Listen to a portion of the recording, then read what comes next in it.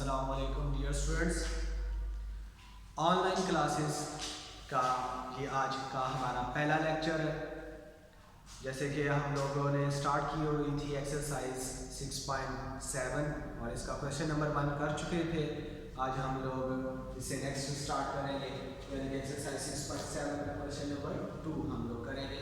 इसमें क्या सवाल पूछा गया है कि हम लोगों ने एक और आठ के दरमियान दो रियल ज्योमेट्रिक मीन्स जो है वो इंसर्ट करते हैं। जी, तो रियल ज्योमेट्रिक मीन्स तो हम लोगों ने लेट कर दिया कि G1 और G2 जो है ये रिक्वायर्ड ज्योमेट्रिक मीन्स है और ये हम लोगों ने 1 और 8 के दरमियान में लिख दिए। जी, ज्योमेट्रिक मीन्स से मुराद क्या होगी कि ऐसे नंबर जो 1 और 8 के दरमियान लिखे जाएं और इनसे जो हमारे पास सीक्वेंस बने वो कौन सी सीक्वेंस बने? ज्योमेट्रिक सीक्वेंस बने। तो इसलिए हम लोगों ने जब इनके दरमियान G1 और G2 को लिख दिया तो ये कौन सी प्रोग्रेशन बन गई? G2, ये हम लोगों ने यहाँ पे लिख दिया। अब आप लोगों को GP की प्रॉपर्टीज याद होनी चाहिए कि GP क्या थी, ज्योमेट्रिक प्रोग्रेशन। तो उसके मुताबिक फिर हम यहाँ पे काम करेंगे। अगर आप यहाँ पे देखो तो ये इसकी 1 क्या है, इसकी फर्स्ट टर्म है, G1 इसकी सेकंड टर्म है, G2 इसकी थर्ड टर्म है और 8 क्या है, ये इसकी फोर्थ टर्म है। तो इसलिए यहाँ पे लिख दिया हम लोगों ने कि A1 जो है वो 1 के इक्वल है और A4 जो है वो 8 के इक्वल है। अब यहाँ पे हम लोग A4 का फार्मूला लिखेंगे। A4 का जो ज्योमेट्रिक प्रोग्रेशन में फार्मूला है वो क्या है? A1 r⁻³ is equal to 8। अब हम लोग यहाँ पे A1 और R की वैल्यूज इंसर्ट करेंगे, A1 की वैल्यू इंसर्ट करेंगे और R की वैल्यू निकालेंगे। ये हम लोग क्यों कर रहे हैं? क्योंकि हमें पता है कि अगर ज्योमेट्रिक प्रोग्रेशन की कोई सी भी टर्म निकालनी तो दो चीज़ें हमारे पास होनी चाहिए। एक है हमारे पास उसकी फर्स्ट टर्म यानी कि A1 हो और दूसरा क्या है, उसकी रेशियो यानी कि R हो हमारे पास। A1 तो हमारे पास ऑलरेडी था और अब हम लोग क्या कर रहे हैं? R के लिए काम कर रहे हैं। R निकालने के लिए ये सारा प्रोसीजर कर रहे हैं और जब हमारे पास R आ जाएगा फिर हमारे पास ये G1 और G2 निकालना कोई मसला नहीं रहेगा। जी, ये हमारे पास R³ जो है वो किसके इक्वल आ गया है? 2³ के। अब क्योंकि हमें सिर्फ रियल इसके आंसर्स चाहिए तो हम लोग यहाँ से डायरेक्ट क्या लिख देंगे? R=2। वैसे आप लोगों को पता है कि जितनी पावर है उतने हमारे पास उसके रूट्स आते हैं, क्योंकि इसकी पावर 3 है तो इसको सॉल्व करेंगे तो हमारे पास 3 रूट्स आएंगे, लेकिन जो अदर 2 होंगे वो कम्प्लेक्स होंगे और हमें कम्प्लेक्स नहीं चाहिए, हमें सिर्फ कौन से चाहिए? रियल रूट्स चाहिए। तो इसलिए आप लोग डायरेक्ट यहाँ से R= क्या लिख देंगे? 2 लिख देंगे। तो अब हमारे पास R की वैल्यू आ गई है, A1 की ऑलरेडी मौजूद है। अब हम लोग ने G1 और G2 निकालना है। G1 है A2 के, यानी कि ये इसकी सेकंड टर्म है। A2 का फार्मूला लिखा A1R, A1 की जगह पे A1 की वैल्यू और R की जगह पे R की वैल्यू। R की वैल्यू क्या थी? ये हमारे पास 2 थी। तो ये हमारे पास क्या बन जाएगा? G1 = 2 और अब हम लोगों ने G2 की वैल्यू निकाली तो G2 का फार्मूला, G2 इसकी कौन सी टर्म थी? ये इसकी थर्ड टर्म थी। तो थर्ड टर्म का फार्मूला क्या है? A1r²। तो ये हम लोगों ने इसकी जगह पे इसका फार्मूला इंसर्ट कर दिया। फार्मूले में जो वैल्यूज इंसर्ट करनी है वो इंसर्ट की तो हमारे पास इसका आंसर निकला आ गया 4। तो हमारे पास जो वैल्यूज है G1 और G2 की ये निकल आई। अगर आप लोग इसको वेरीफाई करना चाहो तो आप वेरीफाई भी कर सकते हो। 1 G1 निकला था हमारे पास 2 और G2 है हमारे पास 4 और G3 हमारे पास है ये जो है हमारे पास लास्ट टर्म हो गया थी 8। ये हम लोगों ने निकाले 2 और 4 को निकाला है कि ये दो ज्योमेट्रिक मीन्स हैं 1 और 8 के दरमियान।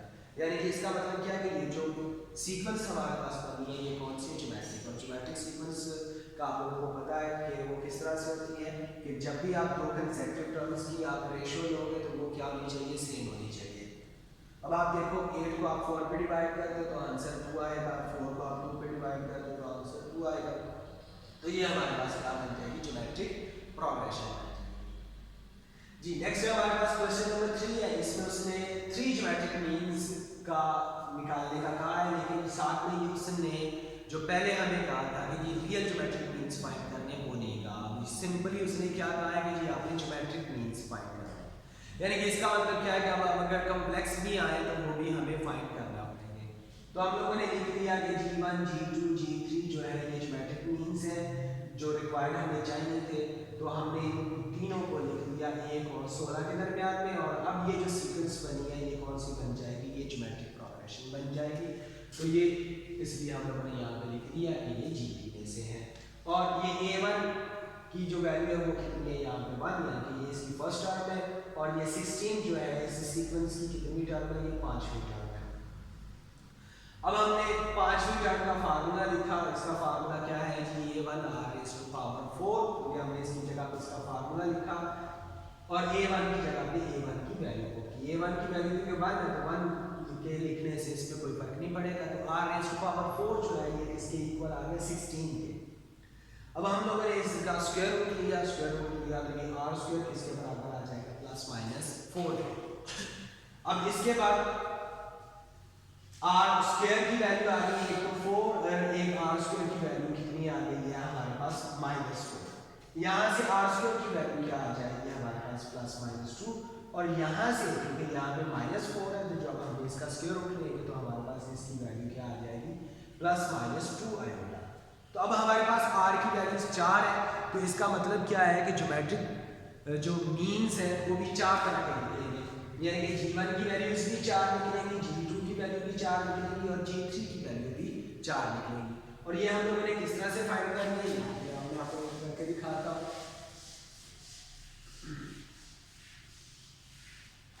जी देखें कि व्हेन r = 2, जब r 2 के बराबर होगा तो फिर हमारे पास ये वैल्यू क्या आएगी, G1 है, आप लोगों को पता है कि ये इसकी सेकंड टर्म है, और इसका फार्मूला क्या है A1r, तो A1 की जगह पे हम लोगों ने A1 की वैल्यू यानी 1 पुट की, और r की वैल्यू कितनी है 2, तो ये हमारे पास 2 आ गया।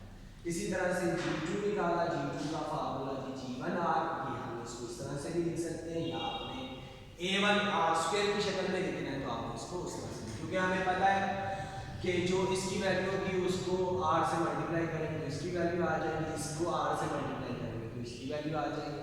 तो जिस तरह से आपको मुनासिब लगे वो आप तरीका यूज कर सकते हैं। तो मैं ये कर रहा हूँ ताकि ये सवाल लेंथी हो रहा है तो ये इस तरह शॉर्ट हो सके। तो G1 की अभी हम लोगों ने वैल्यू निकाली है 2, और r की वैल्यू जो है वो भी हमारे पास 2 है, तो इसका आंसर 4 आ गया। इसी तरह से G3 जो है ये किसके बराबर आ जाएगा कि G2 को हम r से मल्टीप्लाई करेंगे तो G3 की वैल्यू आ जाएगी। G2 हमारे पास 4 है, r हमारे पास 2 है, तो इसका आंसर 1 आ गया। अब इसके बाद हम लोगों ने r = -2 के लिए यही सारा काम करना है, फिर हम लोगों ने r = 2 आयोटा के लिए करना है, ये सारी वैल्यूज फाइंड करनी है, फिर हम लोगों ने r = -2 आयोटा के लिए ये सारी वैल्यूज फाइंड करनी है, यानी कि हमें G1, G2 और G3 जो है ये 4 दफा फाइंड करना है।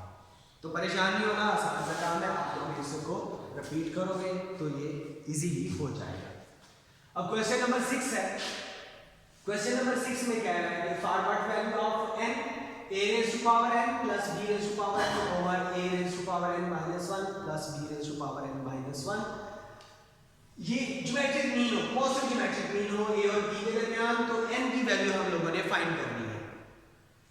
अब ये हमें दिया गया है ज्योमेट्रिक मीन के लिए a और b के दरमियान ज्योमेट्रिक मीन है, लेकिन हमें पता है कि जो पॉजिटिव ज्योमेट्रिक मीन है वो ये होता है a और b के दरमियान। तो अब ये भी ज्योमेट्रिक मीन है, ये भी ज्योमेट्रिक मीन है, तो ये फिर दोनों आपस में इक्वल होंगे, तो इसलिए हमने इन दोनों को आपस में इक्वल लिख दिया। यहाँ पे हमने स्क्वायर रूट निकाल दिया, हमने स्क्वायर रूट को ओपन करके, क्योंकि स्क्वायर रूट किसके बराबर होती है उसकी वैल्यू 1/2 की, तो इसको अलग अलग कर दिया, इसके ऊपर अलग कर दिया और इसके लिए हम लोगों ने इसको अलग कर दिया। अब नेक्स्ट जी इसको सॉल्व करने के लिए क्योंकि वैल्यू फाइंड करनी है, इसका जो डिनोमिनेटर है इसको राइट साइड में हम लोग मल्टीप्लाई कर देंगे, इसको राइट साइड पे हम लोगों ने मल्टीप्लाई किया, तो अब यहाँ पे देखें कि a की पावर जो है वो n-1 है, और यहाँ पे जो a की पावर एक्सपोनेंट है वो कितना है 1/2, तो ये दोनों आपस में ऐड हो जाएंगे, क्योंकि a मल्टीप्लाई हो रहे हैं तो इनके जो एक्सपोनेंट है आपस में ऐड होंगे, तो इनको ऐड करेंगे तो कितना आंसर आएगा, यानी कि n-1 में ऐड होगा 1/2। तो इनमें से क्योंकि इन दोनों को ऐड करना है तो इनमें से माइनस को कॉमन निकाल लें तो क्या आ जाएगा 1 - 1/2। तो अब यहाँ से देखें इन दोनों का एलसीएम लिया तो ये 2 - 1 तो n माइनस, इसको सॉल्व किया तो ये क्या बन गया n माइनस 1/2।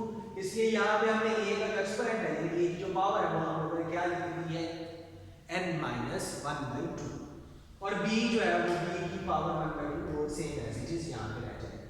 अब हम लोगों ने b को मल्टीप्लाई करना है सारे के साथ, तो a same as it is रहेगा और दोनों जो b हैं उनकी पावर जो है एक्सपोनेंट जो है वो ऐड हो जाएगा और इसकी एक्सपोनेंट जो है हमारे पास बनेगा n माइनस 1/2। अब यहाँ से हम लोगों ने क्या करना है कि इस वाले को इस तरफ ले आना है और इस वाले को इस तरफ ले जाना है। इन दोनों की जगह चेंज की, तो इसको इक्वल से इस तरफ लेंगे और इसको इक्वल से दूसरी साइड पे लेंगे। अब जब हम ये कर चुके तो अब हमने इनमें से कॉमन निकालना है। यहाँ पे भी a है, यहाँ पे भी है, यहाँ पे इसकी पावर है n माइनस 1/2 और यहाँ पे है a की पावर n। तो अब इन दोनों में से जो छोटी पावर है वो कॉमन आनी है। तो अब आप लोगों ने डिसाइड करना है कि इन दोनों में से छोटा क्या है, कौन सा है। यहाँ पे आप देखो तो n में से कुछ चीज माइनस हो रही है, यहाँ पे n फुल है। जब आप किसी चीज में से कोई चीज माइनस कर देते हो तो वो कम हो जाती है।